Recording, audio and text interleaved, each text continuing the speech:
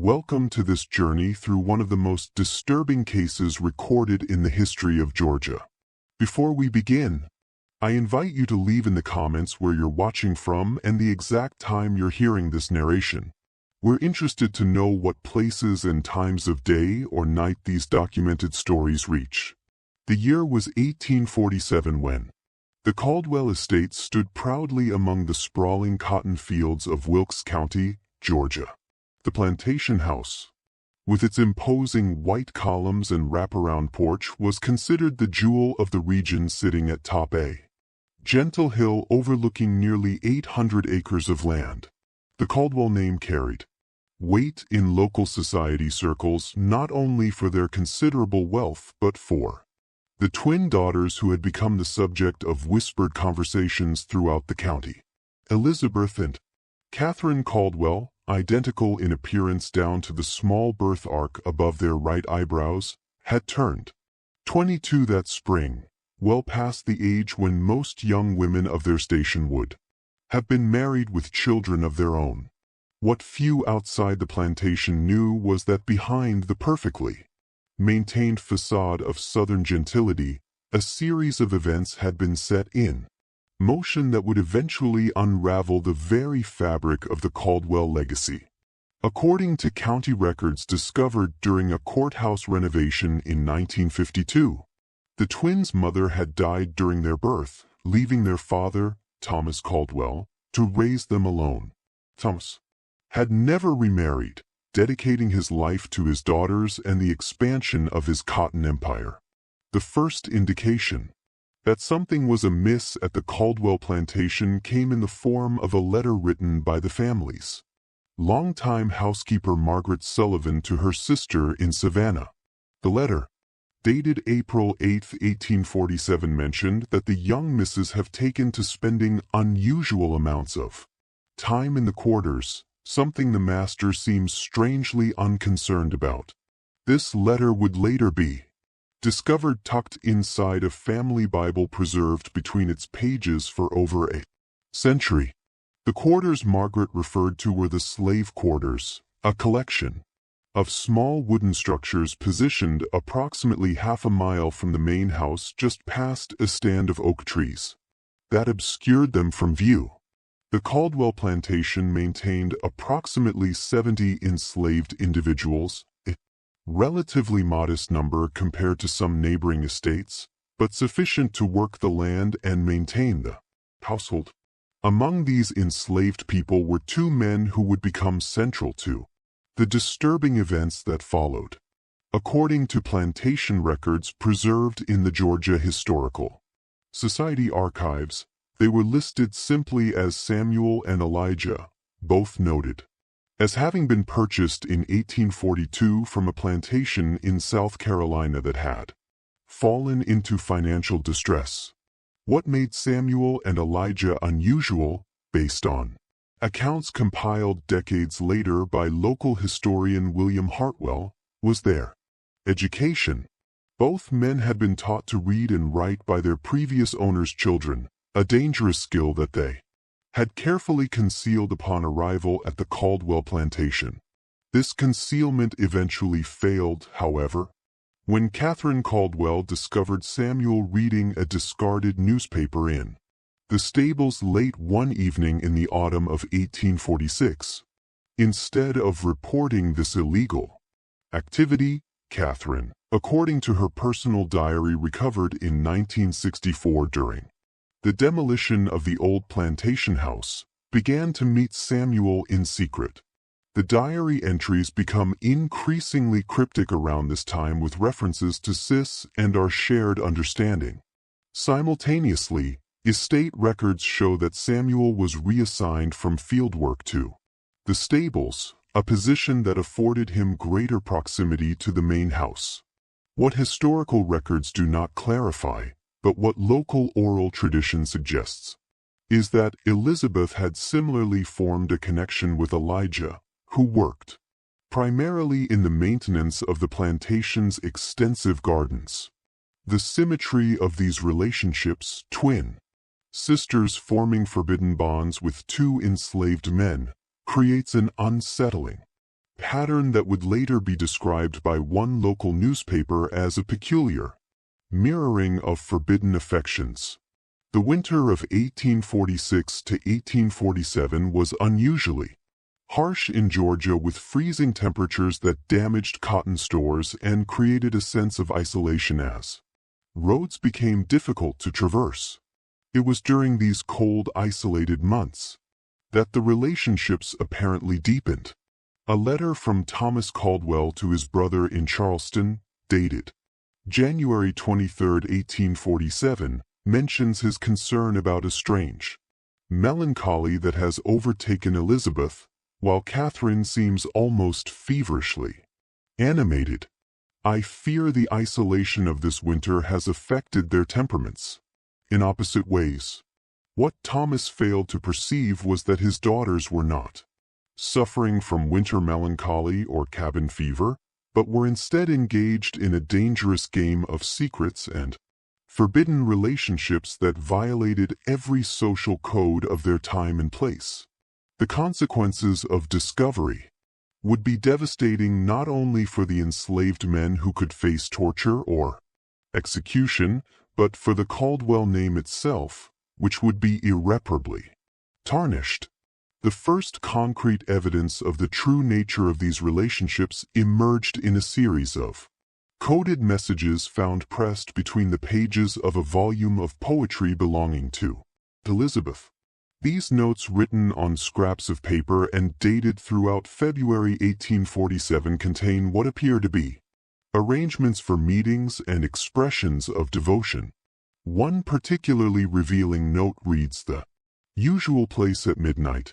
The moon will be new offering cover. He says C and S will join. 4 hearts beating as 2.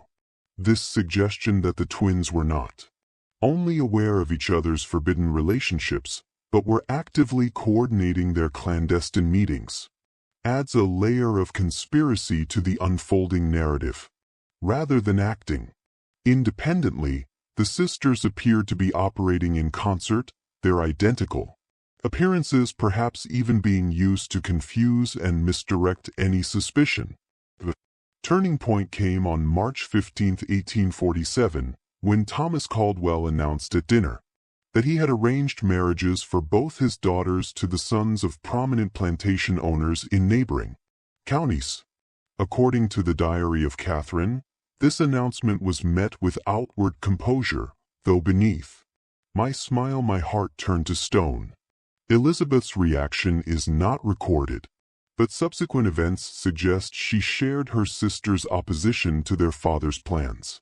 3 days after this announcement, in the early hours of March 18th, something happened that would forever change the course of the Caldwell family history. The plantation's overseer, James Whittaker, was awakened by what he described in a later deposition as a commotion unlike any I had heard before. Investigating, he discovered a small fire had been set in one of the storage buildings near the slave quarters. While the fire itself was quickly contained and caused minimal damage, the ensuing confusion revealed a more significant problem. Samuel, Elijah, and the Caldwell twins were nowhere to be found. A search was immediately organized with neighboring plantations alerted and search parties dispatched along every road and trail leading from the Caldwell property. The initial assumption recorded in Whittaker's journal was that the enslaved men had escaped and, in an act of unfathomable boldness, had abducted the Caldwell daughters. A substantial reward was offered for their capture, and the situation quickly escalated into one of the largest manhunts in county history. Thomas Caldwell, according to accounts from those present, became a man possessed, barely eating or sleeping as the search continued. What the search parties did not know, and what would not be discovered until much later, was that the fire had been deliberately set by Elizabeth as a distraction.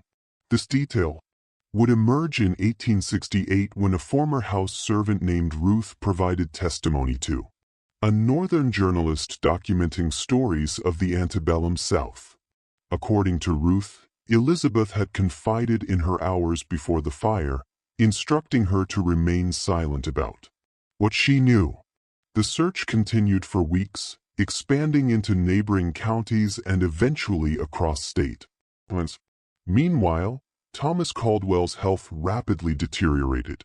Plantation records show that by April, he had taken to his bed, attended only by his longtime house servant and a physician from Augusta, who was called to the plantation twice during this period. Then, on May 2, 1847, a letter arrived at the Caldwell plantation.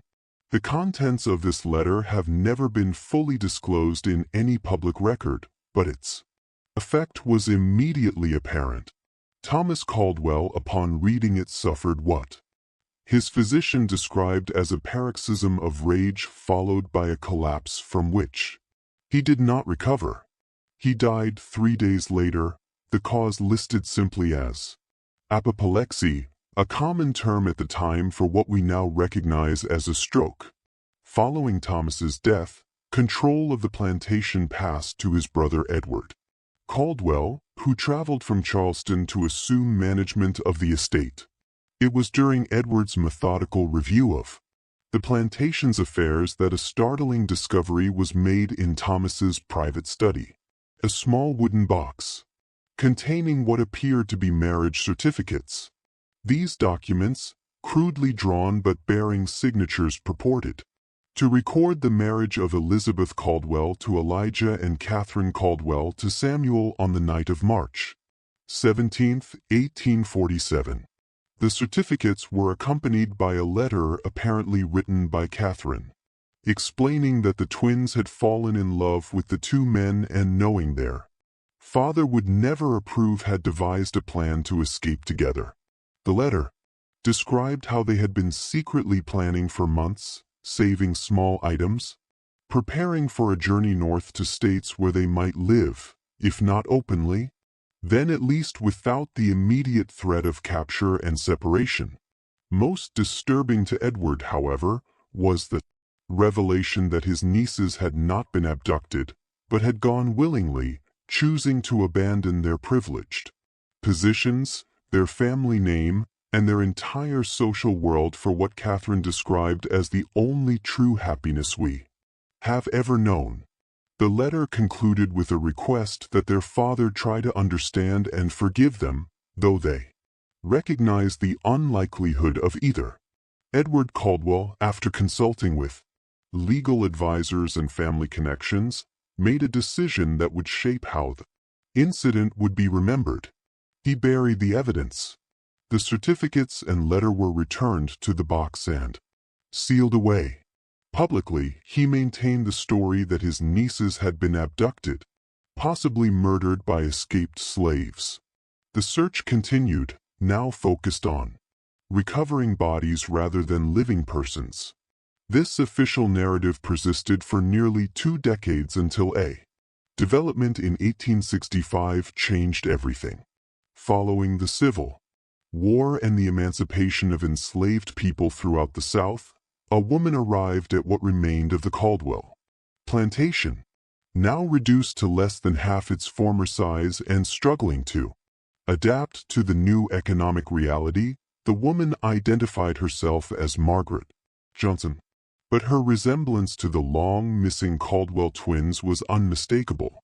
She requested a meeting with Edward Caldwell, who still maintained the property, though with greatly reduced circumstances. According to the household staff present that day, the meeting lasted several hours with raised voices occasionally audible through the closed doors of the study. When Margaret Johnson departed, Edward Caldwell emerged visibly shaken. He spoke to no one about the meeting but immediately began liquidating what remained of the estate. Within 6 months, the plantation was sold and Edward returned to Charleston, where he lived in seclusion until his death in 1871. The true nature of the meeting remained unknown until 1958, when a collection of letters was donated to the Georgia Historical Society by Edward's granddaughter. Among these was a Detailed account of the meeting written by Edward to his wife the day after it occurred. According to Edward's letter, Margaret Johnson was indeed Catherine Caldwell, now using the surname of her husband Samuel, who had taken the name Samuel Johnson after their escape.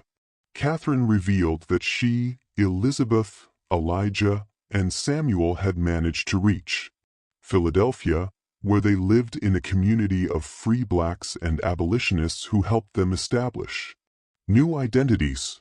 Elizabeth and Elijah, adopting the surname Davis, had moved further north to Boston, where Elijah found work as a carpenter.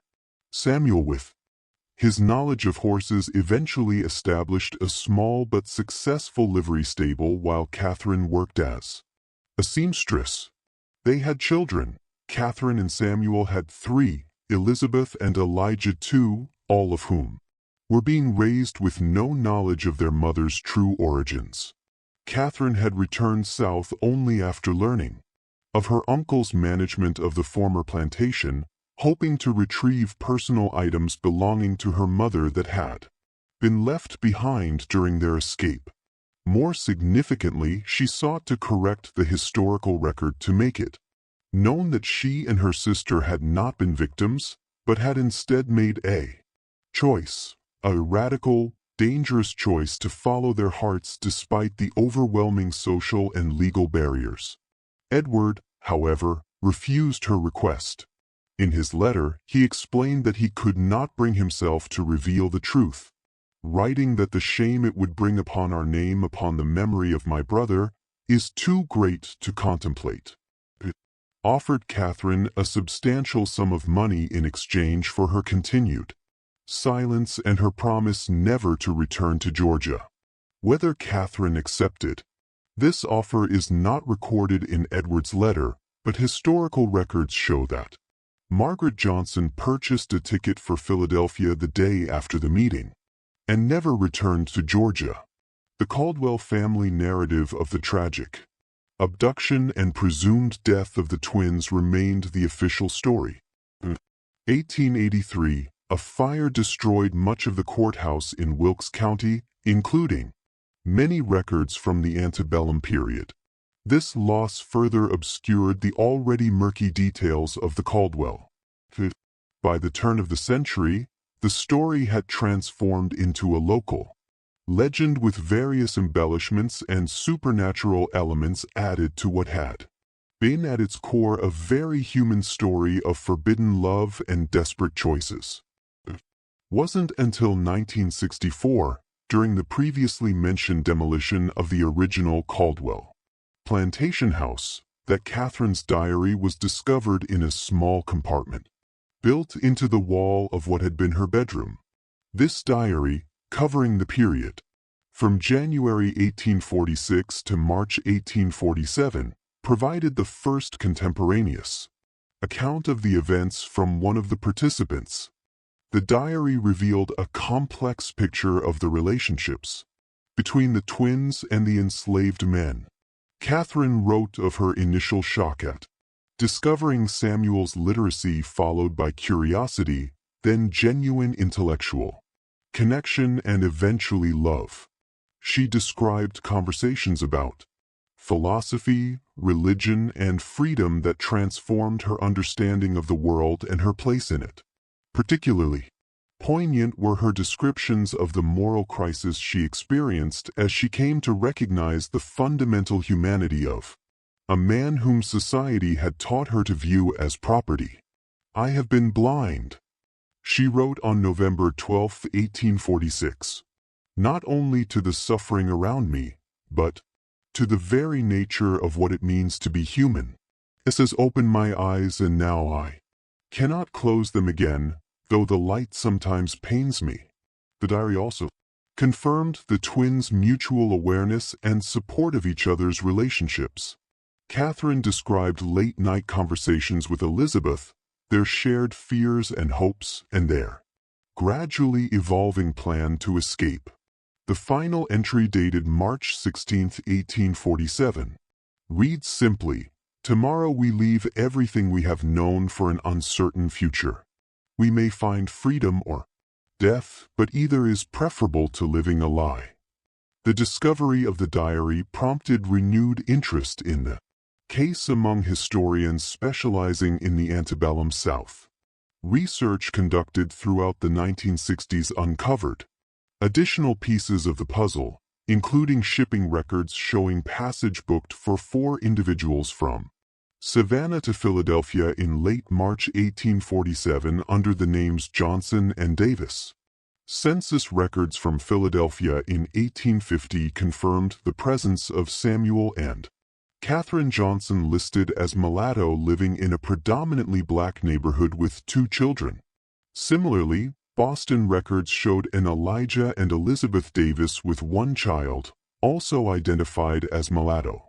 Perhaps the most remarkable discovery came in 1968 when a descendant of Elizabeth and Elijah Davis contacted researchers after learning of the renewed interest in the case. This descendant, a professor at a New England university, possessed a collection of letters exchanged between the twins throughout the 1850s and 60s. These letters painted a picture of 2 women who, despite the enormous sacrifices they had made, found fulfillment in their chosen lives. They wrote of their children, their work, their continuing education, and their involvement in abolitionist causes. They also expressed ongoing concern about discovery, particularly after the passage of the Fugitive Slave Act in 1850, which increased the danger for everyone involved. The most revealing letter, dated July 4, 1865, shortly after the end of the Civil War, captured Catherine's reflection on their journey. Today marks not only the independence of this nation, but at long last our own true freedom. For 18 years, we have lived in shadows, always looking over our shoulders. Now, though many challenges remain, we may finally step into the light. Yet I find myself thinking of Father, wondering if in some way he might finally understand the choice we made. I like to believe that freed from the constraints of the world that shaped him, he might. By 1969, enough evidence had been gathered to substantially revise the historical understanding of what had come to be known as the Caldwell twins incident. What had long been characterized as an abduction and presumed murder was revealed to be something far more complex, a deliberate rejection of the social order by 2 young women who chose love and moral principle over family privilege and safety. The descendants of the Caldwell twins, now scattered across the northern United States, have generally chosen to maintain their privacy, with only a few agreeing to limited interviews with historians. These interviews, conducted primarily in the 1970s, revealed families who had grown up with carefully edited versions of their ancestry, typically told that their great-grandmothers were Northern women who had married men of mixed-race heritage. The full truth that these women were the daughters of a Georgia plantation owner who had fallen in love with enslaved men on their father's plantation, staged their own abduction, and fled north to build new lives, was often not revealed until adulthood, if at all. Some descendants expressed pride in their ancestors' courage, while others struggled with the complex moral implications of a family history intertwined with both slave ownership and resistance to slavery. The former Caldwell plantation has since been subdivided and developed, with little remaining to mark the location of the events described. A small historical marker erected in 1972 at the intersection nearest to where the main house once stood makes only a brief reference to the historically significant Caldwell family plantation, with no mention of the twins or their extraordinary story. Local attitudes toward the story have evolved over time, from initial shock and denial to a more nuanced recognition of its significance as a rare documented case of white Southern women actively rejecting and escaping the slave society in which they were raised. Academic interest in the case has grown, particularly among scholars studying resistance to slavery and interracial relationships in the antebellum period. What remains most compelling about the Caldwell twins story is how it challenges simplified narratives about the antebellum South. It reveals the potential for individual moral awakening even among those who benefited most from the existing social order. It demonstrates how personal connections could sometimes transcend the rigid boundaries of race and status, even as it reminds us how exceptional and dangerous such transgressions were. In Catherine's diary she wrote, "We did not choose to be born into this world of masters and slaves, but we can choose whether to accept it." In making their choice, the Caldwell twins left behind a legacy that continues to resonate, a testament to the possibility that even in the darkest corners of human history, individuals might find the courage to follow their conscience, whatever the cost. Perhaps the most haunting aspect of the story is the silence that followed, how effectively the truth was buried, how completely the narrative was controlled by those who remained behind. It serves as a reminder of how many similar stories may have been lost to history, leaving us to wonder how many other acts of resistance, large and small, have gone unrecorded and unremembered. In the end, what we know of Elizabeth and Catherine Caldwell, of Samuel and Elijah, comes to us only in fragments, diary pages, letters, official records that tell us when they were born but not how they lived, census entries that confirm their existence but tell us nothing of their dreams. We are left to imagine the courage it took to step into the night, leaving behind everything familiar for the promise of something true. The plantation house where they grew up is gone now. The fields where Samuel and Elijah labored have been transformed by time and development. All that remains is the story itself, preserved not in monuments or markers, but in archives and family memories. A whisper from the past that continues to ask uncomfortable questions of the present. As for the wooden box containing those crude marriage certificates, the physical evidence of that forbidden pact made on a March night in 1847, its whereabouts remain unknown. Some historians believe Edward Caldwell destroyed it before his death, unable to reconcile himself to its implications. Others suggest it may still exist, hidden away in some forgotten collection, waiting to be discovered once again, much like the truth it contains. The search for that truth continues, not just for historians, but for all who seek to understand the complexities of our shared past. In that search, the story of the Caldwell twins stands as a reminder that history is not just a record of laws and wars and great men's deeds, but also of individual hearts and minds, of small acts of courage that sometimes change everything. In 1966, a remarkable document surfaced during an estate sale in Philadelphia. A small leather-bound journal, water-damaged but largely legible, was discovered inside a false bottom drawer of an antique writing desk. The journal belonged to Samuel Johnson, formerly Samuel of the Caldwell Plantation, and contained entries spanning from 1848 to 1859. This discovery provided the first written account from one of the enslaved men involved in the escape. Samuel's journal revealed details previously unknown about the escape plan and its execution.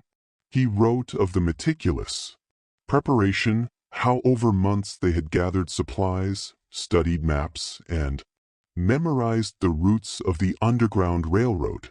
Most strikingly, he described their journey north, a harrowing 6-week ordeal of traveling by night, hiding during daylight hours, and relying on a network of sympathetic individuals who risked their own safety to assist them. One entry, dated April 2, 1847, described a particularly Tense moment. Today, we nearly encountered disaster. The patrol stopped. The wagon transporting us, hidden beneath sacks of grain. Elizabeth, despite her terror, spoke with such conviction to the patrolman, claiming to be traveling to visit relatives in the next county. Her voice never wavered, though I could feel Catherine trembling beside me in our hiding place. When the patrol finally moved on, we dared not breathe for what seemed like hours. Samuel's journal also offered insights into the complex emotions he experienced during and after the escape. He wrote of guilt over leaving behind family members still enslaved on the Caldwell Plantation, of the disorientation of newfound freedom, and of the constant vigilance required to maintain their precarious safety in Philadelphia. Particularly poignant were his reflections on his relationship with Catherine. In one entry from 1852, he wrote, "She sometimes speaks of what she gave up to be with me. I remind her that I know precisely what she sacrificed, perhaps better than she does herself. There are days when I see her watching women in fine dresses from our window, and I wonder if she regrets her. Then she turns to me, and I see in her eyes the same resolve that led her to choose this life, this freedom, this love, imperfect as it may be." The journal also revealed that communication between the twins and their former home was not entirely severed after their departure. Samuel described Catherine's correspondence with Margaret Sullivan, the former housekeeper who had noted the twins' unusual behavior in her letter to her sister. Margaret, who had moved to Richmond following Thomas Caldwell's death, apparently served as a discreet source of information about events in Georgia and the aftermath of the twins' disappearance. Through these letters, Catherine learned of her father's death and her uncle's assumption of control over the plantation. It was this information that eventually prompted her fateful return visit to Georgia in 1865, a decision that Samuel described as foolhardy but necessary for her peace of mind. His entry following her return from this journey suggests the meeting with Edward Caldwell did not provide the closure Catherine had sought. She returned more troubled than when she left, carrying the weight of her father's final days. The knowledge that he died believing she had been taken against her will, perhaps murdered, haunts her in a way I cannot soothe. 1967, another significant piece of the puzzle emerged when researchers located church records from a small African Methodist Episcopal congregation in Philadelphia. These records documented the baptism of the Johnson and Davis children with godparents listed for each. Remarkably, Elizabeth served as godmother to Catherine's firstborn son, while Catherine was godmother to Elizabeth's daughter, suggesting the sisters maintained their close bond despite the challenges of their new lives. The records also revealed that both families moved several times within Philadelphia and Boston, likely in response to growing concerns about the Fugitive Slave Act and the increased risk of capture. The frequency of these relocations, approximately every 2 years, speaks to the persistent anxiety that must have characterized their lives during this period. By 1855, according to city directories and tax records, Samuel Johnson had established a modest but successful livery business in a predominantly immigrant neighborhood of Philadelphia. The business provided sufficient income for the family to purchase a small home. Extraordinary achievement given the circumstances of their arrival in the city just 8 years earlier. Elijah and Elizabeth, meanwhile, had moved from Boston to a small farming community in western Massachusetts by 1854. Local records indicate Elijah worked as a carpenter and cabinet maker, while Elizabeth supplemented their income by teaching reading and basic arithmetic to local children. Their relative isolation in this rural setting may have offered an additional layer of security, removing them somewhat from the scrutiny they might have faced in a larger city. One of the most intriguing discoveries came in 1968 when a researcher examining records of abolitionist organizations identified Katherine Johnson and Elizabeth Davis as contributors to several anti-slavery publications. Writing under pseudonyms, the sisters produced a series of anonymous letters describing the moral corruption of the slave system from the perspective of those who had been raised within it. These letters, published in The Liberator and other abolitionist newspapers between 1852 and 1858, never revealed the authors' true identities or specific circumstances, but spoke powerfully to the psychological damage inflicted by slave ownership, not only on the enslaved but on the enslavers themselves. In one such letter, believed to be written by Elizabeth, the author described slavery as a poison that corrupts the soul of the master as surely as it breaks the body of the slave, a system that renders true human connection impossible across its artificially maintained boundaries. The Civil War brought new challenges and opportunities for both families. Samuel's journal entries from 1861 through 1865 expressed both hope and fear about the conflict's potential outcomes. He wrote of sending financial contributions to support Union efforts, of attending meetings where news from the battlefront was shared, and of the community's collective anxiety about what a Confederate victory might mean for free blacks in the North. Particularly, moving entry from January 1863 following the Emancipation Proclamation reads, "Today marks the beginning of what we have dreamed of for so long. Though the proclamation's practical effects may be limited, its moral significance cannot be overstated. For the first time, this nation has officially declared what we have always known to be true, that no man has the right to own another. And I celebrated quietly, unable to fully express in words what this day means to us who have lived both sides of this terrible divide." The post-war period brought relative security as the legal abolition of slavery removed the most immediate threat facing the families.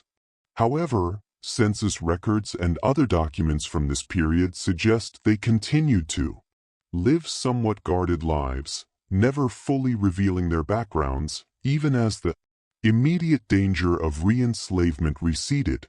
In 1873, tragedy struck the Johnson family when Samuel died unexpectedly of pneumonia at approximately 50 years of age. His death certificate, located in Philadelphia City records, lists his occupation as business owner and his race as colored, with no indication of his extraordinary life journey. Katherine never remarried. City directories show she continued to operate the livery business with the help of her eldest son until 1881, when she sold the business and moved to the home of her daughter in upstate New York. She died there in 1890 at approximately 65 years of age. Elizabeth outlived her sister by nearly a decade, passing away in 1900 at her farm in Massachusetts, surrounded by children and grandchildren. According to family letters shared by descendants, in her final years, she occasionally shared stories of her youth in Georgia, though always carefully edited to omit the more dangerous aspects of her escape and new identity. One of the most remarkable documents to emerge from this research was a letter Elizabeth wrote to her granddaughter on the occasion of the young woman's 18th birthday in 1895. In this letter, preserved by family members and eventually donated to the Massachusetts Historical Society, Elizabeth offered life advice drawn from her extraordinary experiences, though still without revealing their full extent. "My dearest girl, as you stand at the threshold of womanhood, I wish to impart to you the most valuable lesson my long life has taught me: that courage is not the absence of fear, but the determination to act in spite of it. There will come moments in your life when you must choose between what is expected and what is right, between the comfortable path and the true one. In those moments, remember that the most difficult choice often leads to the greatest freedom. I have known both captivity and liberty in this life, though perhaps not in the ways you might imagine, and I can tell you without hesitation that no comfort or luxury is worth the price of a compromised soul. The historical record remains frustratingly incomplete regarding many aspects of the Caldwell twins' story. No photographs of the sisters have ever been located, though a daguerreotype, believed to show Samuel and Catherine's oldest son, taken in Philadelphia around 1870, resides in the collection of the Georgia Historical Society. The young man bears a striking resemblance to descriptions of Thomas Caldwell from contemporary accounts, a genetic echo of the complex family history. In 1969, an archaeological excavation at the former site of the Caldwell Plantation uncovered the foundations of the slave quarters and recovered several artifacts, including a small carved wooden bird that, according to Catherine's diary, was a gift from Samuel. This tangible connection to their relationship now sits in a museum collection, a silent witness to a love that defied the boundaries of its time. The story of the Caldwell twins has inspired numerous academic papers, several historical novels, and at least one stage play. Yet it remains relatively unknown outside academic circles, perhaps because it complicates comfortable narratives about the antebellum South, challenging both Southern mythologies of benevolent plantation life and Northern assumptions about clear moral boundaries between the regions. What makes the Caldwell case unique is not that it represents an example of interracial relationships in the antebellum South. Relationships were far more common than officially acknowledged, though usually involving white men and enslaved women, often in contexts of exploitation rather than mutual choice. Significance lies in the documentation of white Southern women who not only formed romantic attachments to enslaved men, but acted on those feelings in the most radical way possible by rejecting their privileged positions and fleeing with their chosen partners. In 1968, during an interview conducted as part of an oral history project, a great-granddaughter of Elizabeth and Elijah Davis reflected on her family's legacy. When I think about what they risked, not just their comfort or status, but potentially their lives for love and for what they believed was right, it humbles. They had the courage to look at the world they were born into and say, "No, this is wrong and I will not be part of it," even when that decision cost them nearly everything. That's a kind of moral courage that's rare in any era. The Caldwell twins' story exists now in that liminal space between documented history and legend.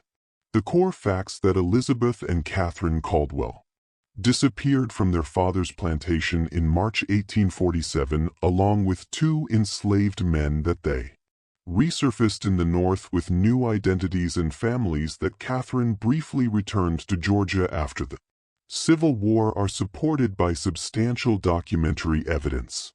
Yet many details remain elusive, existing only in fragments of diaries, in letters with missing pages, in fading memories passed down through generations.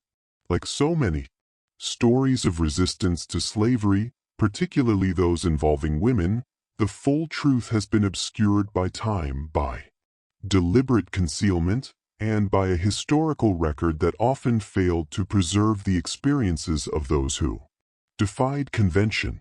In 2002, a final significant discovery added another layer to the story. During the renovation of a former boarding house in Philadelphia that had once housed numerous Underground Railroad fugitives, workers discovered a small cavity in a chimney containing a cloth pouch. Inside was a gold locket containing miniature portraits believed to be of the Caldwell twins as young women, along with a folded paper bearing the words Elizabeth and Catherine, Georgia, 1844. Experts who examined the locket believe it may have been deliberately hidden by Catherine before her return journey to Georgia in 1865, perhaps as insurance against the possibility that she might not return. If this interpretation is correct, the locket represents a poignant acknowledgement of the dangers she still faced even after the legal end of slavery in confronting her past. The portraits show two young women identical in their heart-shaped faces and serious expressions, dressed in the fashion of privileged Southern belles of the 1840s.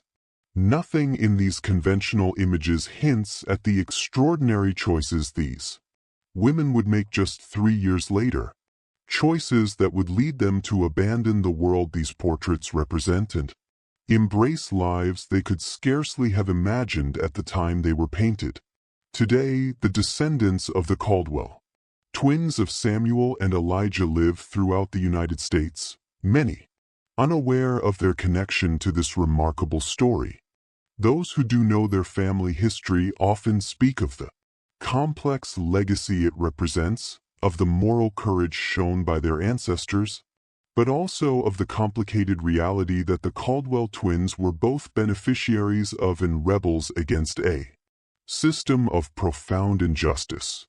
The former Caldwell plantation land has been transformed by time and development, with suburban homes now standing where cotton once grew. The small historical marker, weathered by decades of sun and rain, offers no hint of the human drama that unfolded there. Visitors to the area would never know that this unremarkable intersection was once the setting for an extraordinary act of defiance against the most fundamental social institution of its time. Perhaps that invisibility is fitting. The story of the Caldwell twins is at its heart about the invisible threads that connect human beings across artificially imposed boundaries, about the quiet rebellions that often go unrecorded, about the courage to imagine a different kind of life than the one society has prescribed.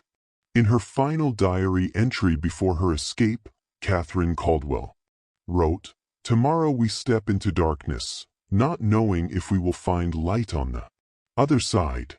But even the darkness of uncertainty is preferable to the false brightness of a life built on others' suffering. Whatever comes, we have chosen our path freely. Perhaps the first truly free choice of our lives. That choice made on a March night in 1847 by two privileged young women and two enslaved men continues to echo. A testament to the power of individual conscience in the face of overwhelming social pressure, and to the human capacity for moral awakening even in the most unlikely circumstances. The sound of that echo grows fainter with each passing year, as those who remember the story firsthand pass away, as documents yellow and crumble, as the physical traces of the Caldwell plantation dissolve into the Georgia soil. Yet it persists, a whisper from the past that still has the power to disturb and inspire, challenging us to examine our own lives, our own moral compromises, our own courage, or lack thereof in the face of injustice.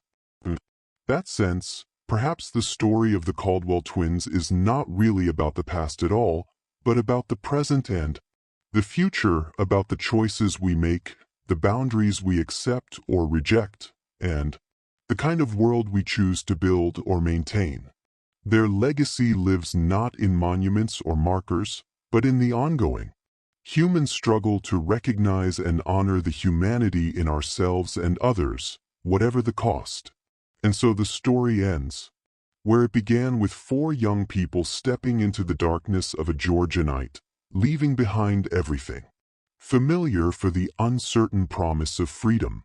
We know now that they found their way to that freedom, imperfect though it was.